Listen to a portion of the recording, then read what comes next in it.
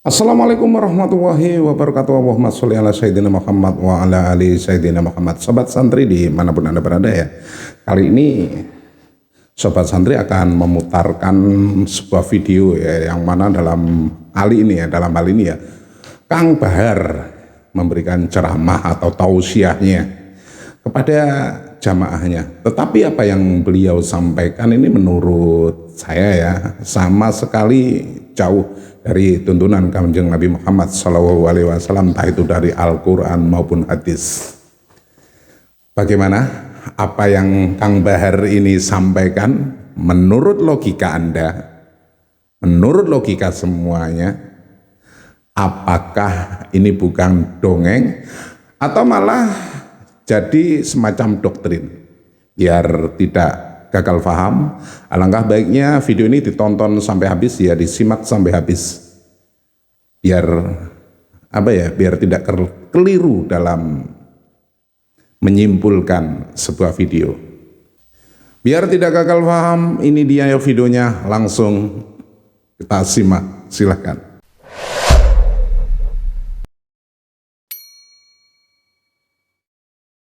Al-Habib Ali bin Muhammad Al-Habsyi, beliau berkata, fasa' fima sa'au washrab ma'al gaum ma'hum ala yahbuk rabbak mithla ma habahum. Ikuti beliau orang-orang soleh, kata Habib Ali, ikuti beliau para ulama, kamu ambil amalan-amalan mereka para salaf. Walaupun kita nggak bisa mengikuti sepenuhnya, saya dan kalian, kita orang awam, kita nggak bisa mengikuti amalan para salaf sepenuhnya, nggak bisa. Bagaimana mungkin kamu bisa mengikuti amalan beliau-beliau? Mau tahu amalan beliau-beliau? Mugaddam Tsani Al-Habib Abdurrahman As-Saggaf di umur 7 tahun, mengkhatamkan Al-Quran dalam 1 rakaat sholatnya. Sobat santri dimanapun anda berada, bisa dibayangkan ya, umur 7 tahun menghatamkan Al-Quran dalam 1 rakaat saja.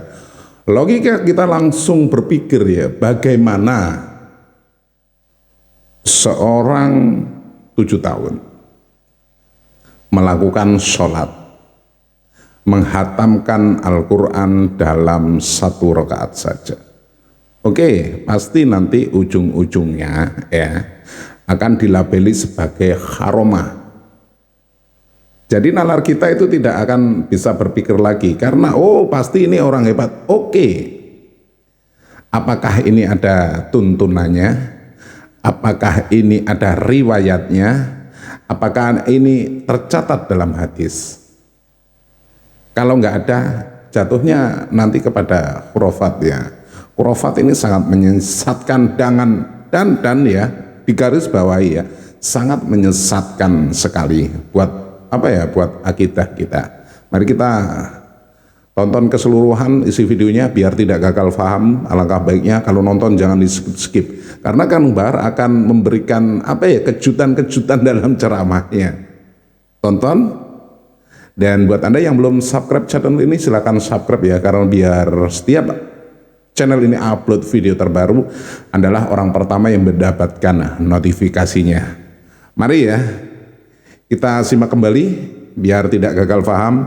Kita lanjut sampai habis, nanti di akhir video kita reaksi bersama-sama. Buat anda yang mau berkomentar, gunakan logika dulu, jangan pakai emosi. Rakaat sholatnya bisa, bisa kamu. Beliau Muqaddam Tsani la yanam 33 sanatan la lailan wala naharan. Beliau tidak tidur ibu-ibu, 33 tahun nggak tidur.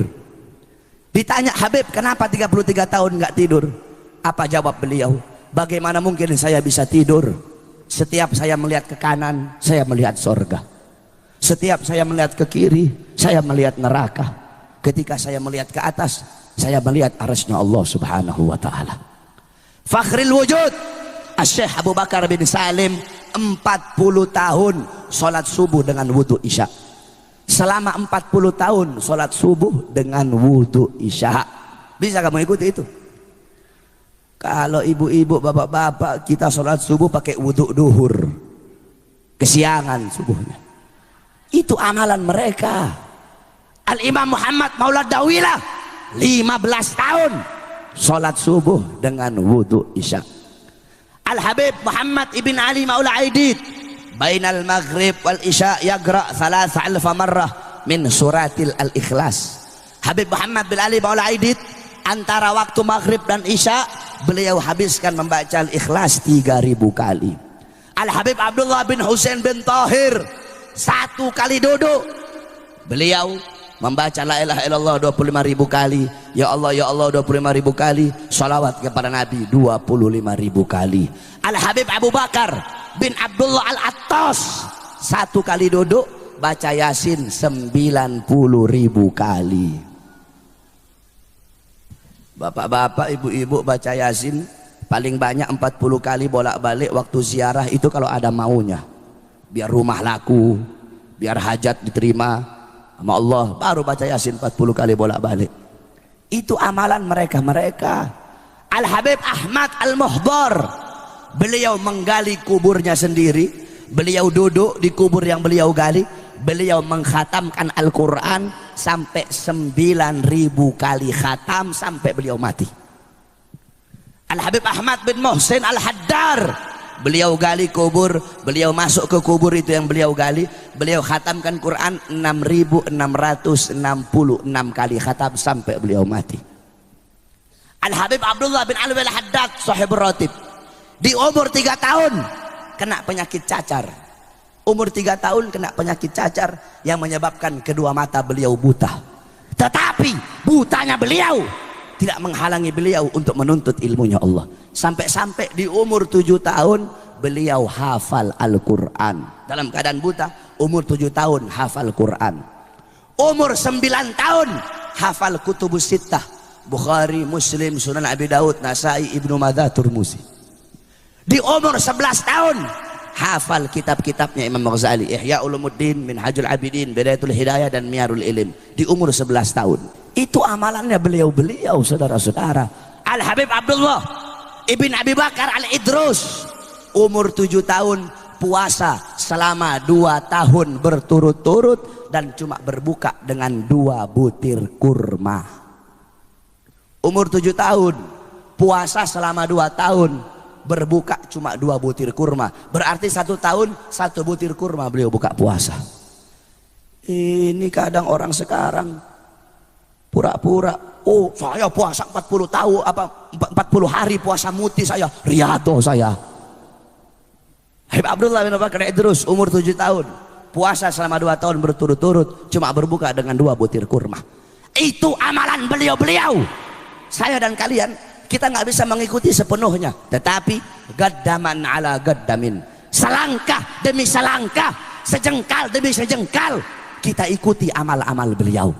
Dengan kita mengikuti beliau-beliau, apa kata Habib Ali?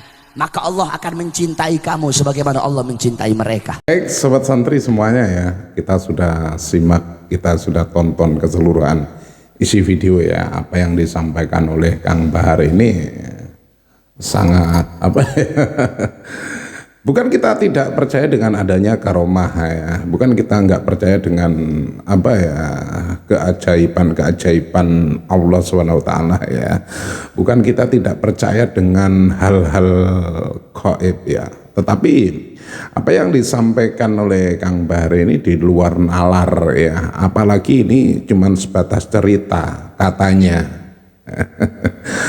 Nggak ada sama sekali tercatat ataupun dalam Al-Quran tertulis dalam apa ya, dalam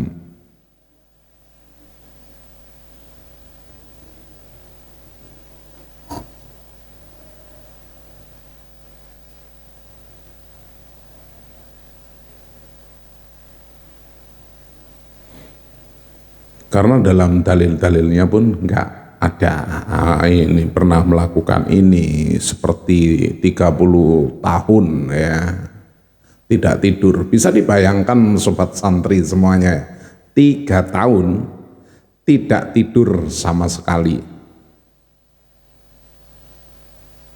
tidak tidur. Sobat santri bisa membayangkan sendiri ya, tidak tidur dalam kondisi sehat saja, dalam kondisi waras saja selama 1 minggu saja, bisa dibayangkan. Apalagi ini sampai bertahun-tahun, wow sekali ya. Bagi para pendengarnya, bagi para pencintanya, bagi para muhibinnya, mungkin langsung digarisbawahi, wah ini seorang wali, ini seorang yang hebat, ini punya karomah yang tersendiri. Kalau ditidurkan seperti Ashabul Kahfi oleh Allah Subhanahu wa taala itu beda, itu lain lagi. Ini tidak tidur. Sobat santri bisa bayangkan sendiri. Bahkan katanya tadi ya, ada seorang Habib yang 40 tahun sholat subuh pakai dengan wudhu isya. Jadi hitungannya ya, isya itu bisa dibilang dari mulai pukul 7 ya. Subuh itu kurang lebih 4 sekian lah. Apa enggak kentut ya? Selama 40 tahun loh. Apa enggak kentut? Apa enggak? Aduh. Jadi bagaimana ya? Kembali lagi ya, kembali sobat santri dimanapun Anda berada, cerita-cerita seperti ini ya, ucapan-ucapan seperti ini. Kalau diceritakan berulang-ulang itu jatuhnya kepada doktrin, jatuhnya kepada khurafat. Khurafat itu sangat sangat menjijikkan sekali.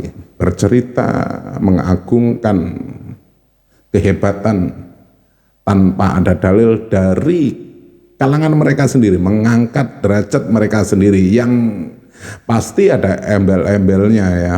Karomah akan diselipkan nanti sedikit kata-kata, ini karomahnya para aulia, ini karomahnya para kiai. Oke.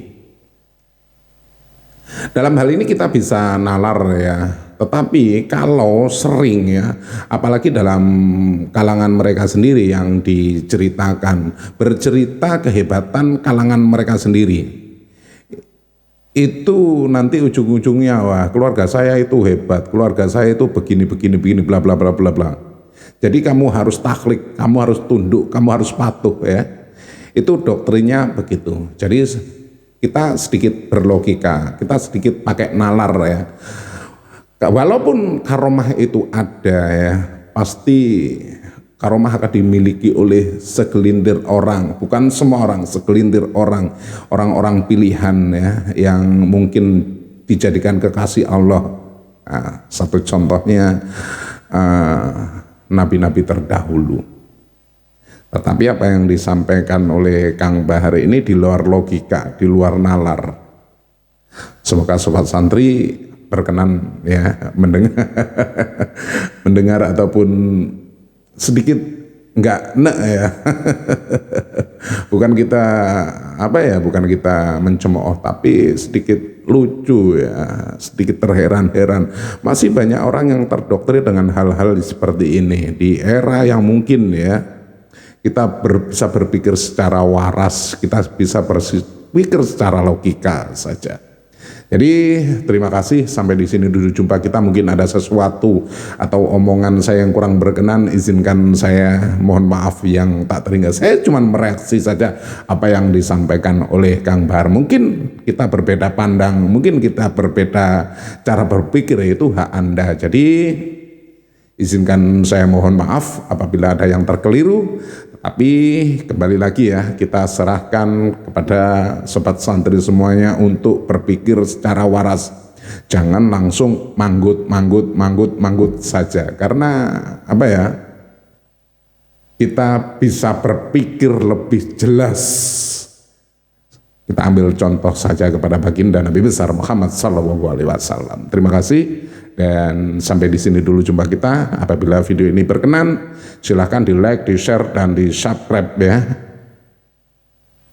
Tentunya biar setiap channel ini upload video terbaru, adalah orang pertama yang mendapatkan notifikasinya. Dan saya akhiri, wabillahi taufiq wal hidayah. Wassalamualaikum warahmatullahi wabarakatuh.